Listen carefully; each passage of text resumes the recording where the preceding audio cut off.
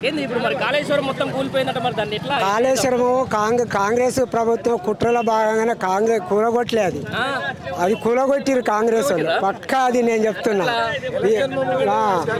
ఇప్పుడు జలమండలి చైర్మన్ వీరమల్లు ప్రకాష్ ఒకసారి వినండి అక్కడ వినండి అది ఓట్ల కోసం కాంగ్రెస్ బీజేపీ కలిసి వాళ్ళ కుట్రల భాగంగా దాన్ని కూల్చివేసిర్రు కూలిపోయింది కాదు ఒక్కటిసారి ఇప్పుడు ఒక్కటి నిజం చెప్తాం భారతదేశంలో ఇన్ని రాష్ట్రాలలో 24 గంటలు కరెంట్ ఇచ్చే రాష్ట్రం ఏదైనా ఉందా ఇప్పుడైనా కేసీఆర్ 10 సంవత్సరాలు తెలంగాణని అభివృద్ధి పథం అగ్రభాగాన దేశాన్ని నిలబెట్టి 24 గంటలు కరెంట్ వచ్చేటట్టు చేసిండు ఏ రాష్ట్రాలన్నా ఇప్పటివరకైనా ఉందా ఏ ప్రభుత్వం అయినా చేసిందా ఇది వాస్తవం కాదా లక్ష కోట్లు దుర్వినియోగం అంటారు 96,000 అయితే 1,00,000 కోట్లు దుర్వినియోగం అవుతుంది అర్థం ఉంది వీళ్ళకి చదువు రాదు ఈ కాంగ్రెస్ నాయకులకు ఎవ్వరికి చదువు రాదు వాళ్ళకు తెలివి లేదు మోట ఆటగాళ్ళు దున్నపోతే తినేదంటే దొడ్లే కట్టే దున్నపోతే ఎట్లా తింటారు అనేది తెలియదు వాళ్ళకు మొత్తం అందరూ ఒక శ్రీధర్ బాబు తప్ప అట్లా చదువు వచ్చేటో లేడు నా ఇంగ్లీష్ రాదు తెలుగు రాదు ఏది రాదు ఎడ్డి ప్రజలు ఓట్లు వేస్తే వచ్చి కూర్చుంటారు మిషన్ భగీరథ సార్ ఏ రాష్ట్రాలను ఉందా అగ్రికల్చర్ గురించి ఇంత అభివృద్ధి చేసిన వాళ్ళు ఎవరన్నా ఉండరా మనకు ఆంధ్ర విభజన అయినాడు మన విద్యుత్ సామర్థ్యం ఎంత అండి 7,700 మెగావాట్లు ఇప్పుడు ప్రస్తుతం ఎంత 20,000 మెగావాట్లు ఉంది రేపు దామర్చర్ లోపల అయితే ఇంకా 5,000 మెగావాట్లు ఉత్పత్తి అయింది ఈ నల్గొండ నాయకులు ఏమంటారు దామర్చర్ నట్టు అడ్డుకుంటారట అభివృద్ధిని అడ్డుకుంటాడు ఎవడన్నా నాయకుడు అన్నాడు వీళ్ళు మూర్ఖులా దుర్మార్గులా రాక్షసులా ఇటువంటి పరిపాలన ఇట్లుంది ప్రజాపాలన అన్నారు రాక్షస పాలన తెచ్చారు చాలా దుర్మార్గం ప్రజలు ఈ 2 ఏళ్ళు గడిచిపోయింది కానీ ఇంకో 2 ఏళ్ళు చాలా ఇబ్బంది పాలవుతాం రైతు లోకం అయితే రైతాంగం అయితే ఊరియా బస్తాలు లేక ఈ రుణమాఫీ చేయక ఈ అది ఏంటిది మన పంట రుణమాఫీ ఇవ్వలేదు మన రైతు బీమా ఇవ్వలేదు రైతు బంధు రాలేదు మహిళలకు 25,000 ఇస్తానని 25,000 ఇవ్వలేదు తులం బంగారం పోయింది 2,500 తులం బంగారం పోయింది అన్నీ అలమి కానీ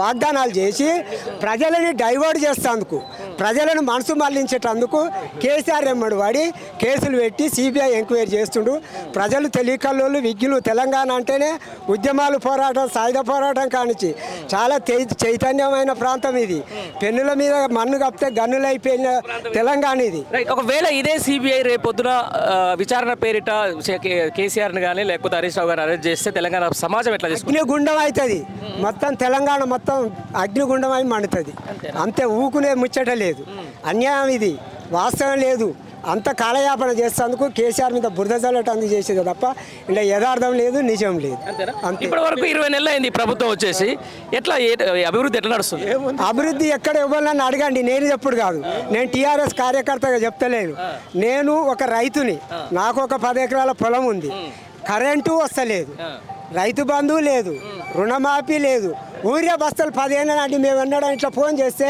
ఆటోలు వేసి పంపేదండి అటువంటిది 4 రోజుల సంది తిరిగితే ఒక్క బస్తా దొరకలేదు ఎకరానికి ఒక బస్తా 2 బస్తాలు వేస్తాం సార్ యూరియా ఒక్క బస్తా ఇస్తే నీకు 2 ఎకరాలు ఉంది 2 బస్తాలు అంటే 2 బస్తాలు సరిపోదు 4 బస్తాలు కావాలి యూరియా దొరకలేదు వేయలేదు అన్ని పెట్టుబడులు పెట్టాం 4 బస్తాలు 10 ఎకరాలకు వేస్తే ఏ మూలకు చాలే ఈసారి పంట పోతాయని సప్లై ఎక్కుకున్నాం ఇంకా 2 ఏళ్ళు ఈ కోసే ఉంటుంది ప్రజలు అష్ట కష్టాలు పడుతున్నారు అన్ని వర్గాలు విద్యార్థి లోకం కానీ మహిళా లోకం కానీ రైతు లోకం కానీ అన్ని ఎవరైనా మందలీరి ఈ 2 ఏళ్ళు ఎట్లా గడవాలనో ఇంకా 2 ఏళ్ళు ఉంది ప్రజలు మళ్ళీ 10 ఏళ్ళు తెలంగాణ వెనక పోయినట్టే అదే విషయానికి సంబంధించి ఈరోజు మరకూకు నుంచి మొదలు పెట్టుకుంటే అక్కడ దాకా ఏదైతే కాళేశ్వరం కూలిపోయిందన్న కాళేశ్వరం నుంచే ఈరోజు నీళ్లు వదిలిపెడతా ఉన్నారు మళ్ళీ అది మొత్తం కూలిపోయింది నీళ్ళు ఎట్లా వస్తున్నాయి 2 పిల్లలు డ్యామేజ్ ఇల్లు చేసిర్రు కూలిపోలే కూలగొట్టిర్రు దాన్ని రిపేర్ చేయరాదా మేస్త్రి లేరా సిమెంట్ లేదా ఎందుకు చేస్తలేరు అదే ఈయన మేస్త్రి నేను గుంపు మేస్త్రి అనగా మరి 10 మందిని పెట్టుకొని కట్టాలి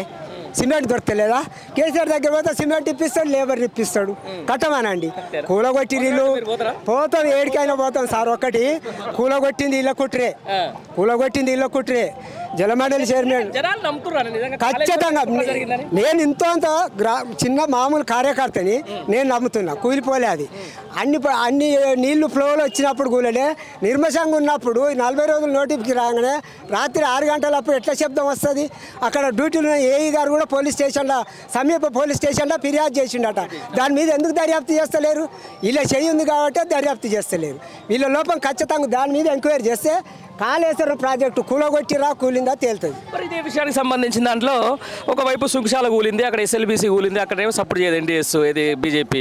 ఓన్లీ కాళేశ్వరం మీద మాత్రమే మాట్లాడతారు ఎందుకు? బీజేపీ కుట్ర ఏంటంటే కేసీఆర్ జాతీయ నాయకుడై మోడీకి నాకుపోయి అవుతట్టు భారతదేశం గురించి నా తర్వాత నాకంటే ఎక్కువ అవగాహన ఉన్నాయన కేసీఆర్.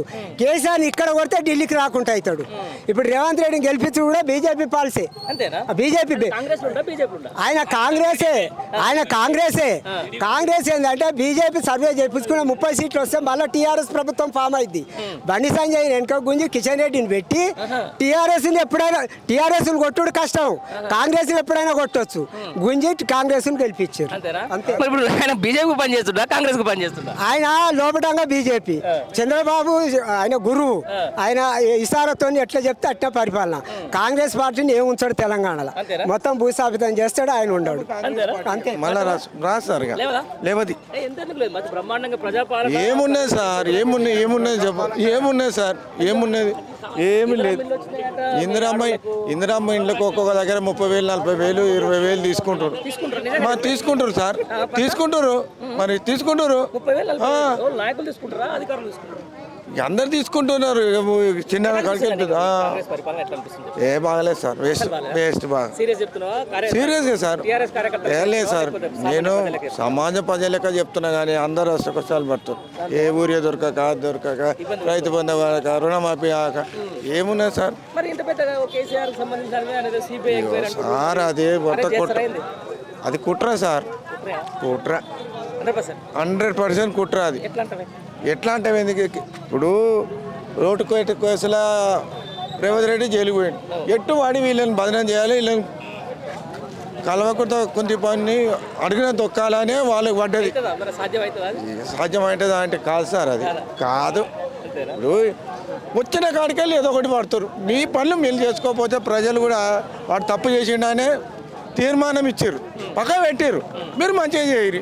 వచ్చిన కాడికెళ్ళి ఈ కేసులు ఆ కేసులు ఎప్పుడు సార్? భువనగిరి నియోజకవర్గం వాసివి, మూసి ప్రక్షాళన చేసేసారు 2 లక్షల కోట్లతో, మరి అయిందా? ఏడైంది సార్. మళ్ళీ కాళేశ్వరం నీళ్ళు తీసుకొచ్చి అలా పెడుతున్నాడు. మరి కాళేశ్వరం కూలిపోయాను చూడు, మరి ఎక్కడికి వెళ్ళి వస్తాయి నీళ్ళు? ఇప్పుడు సార్ మనము చిన్న కట్ట కట్టుకున్నా కానీ తెగిపోతుంది సార్, దాన్ని రిపేర్ చేసి నీళ్ళు వేయాలి. అది కూలిపోయింది అంటూ నీళ్ళు వేస్తాను అంటుండే, ఇప్పటికీ నీళ్ళు వస్తూనే ఉన్నాయి కదా సార్. మరి ఏం పేరు పెద్ద మనిషి? భిక్షం, ఇక్కడ లోకలే. ఏముందయ్యా, ఆయన ఫ్రీ బస్సులు అని పెట్టిండు, మొక్కలొక్కలు కొట్టుకొని వస్తుర్రు. ప్రెగ్నెంట్ మనిషి గట్టే బస్సు ఎక్కితే మాత్రం ఆయననే డెలివరీ అవుతుంది. ఇక అలాంటి పరిస్థితులు ఆ ఫ్రీ బస్సులు అని పెట్టిర్రు. గ్యాసులు 500కు గ్యాస్ అన్నారు. ఏముంది, అంతా తగలబెట్టుకున్నట్టే ఉంది, తగలబెట్టినట్టే ఉంది, ఏం లేదు. ఇప్పుడు సిబిఐ రాంది కేంద్ర ప్రభుత్వ దర్యాప్తు సంస్థలు ఇప్పుడు తెలంగాణ తీసుకొచ్చిండు. కేసీఆర్ మీద కాళేశ్వరం మొత్తం 1,00,000 కోట్లు తినడని చెప్పేసి అంటున్నారు. ఏమన్నంటే కాళేశ్వరం అనే మాటలే మా చెవులో పడుతున్నాయి. ఆ కాళేశ్వరం అసలు విషయం ఏం జరిగింది అనేది మనకు ఆ పై లెవెల్కి పోలేదు, మేము చూడలేదు, మాకు తెలియదు. ఆ ఒక్కటి తప్పు చూపిస్తారు, ఏమన్నా అంటే అది ఒకటి తప్పు చూపిస్తారు. మరి తత్మయాన్ని తెలంగాణకు అవసరమేనా? ఏది కాళేశ్వరం కావాలా తెలంగాణ? కావాలి. మరి ఎందుకు అవసరం లేదు, మొత్తం కూలిపోయింది, అయిపోయింది అంటున్నారు. మరి అది కూలిపోతే మళ్ళీ చేయొచ్చు కదా, ఎందుకు చేస్తలేరు? ఇప్పుడు ఒకటి చేయలేదు, చేస్తే అది ఫెయిల్ అయింది, మళ్ళీ ఇంకోటి చేయాలి కదా. ఏం పేరు? సందీప్ గౌడ్, సర్పంచ్ జాలకాలో. సందీప్ గౌడ్, జాలకాలో సర్పంచ్. ఏం పరిస్థితి మరి? మళ్ళీ ఎప్పుడు లేదు సిబిఐ తెలంగాణలో కావాలనిస్తున్నారు కాంగ్రెస్, ఎట్లా చూస్తున్నారు?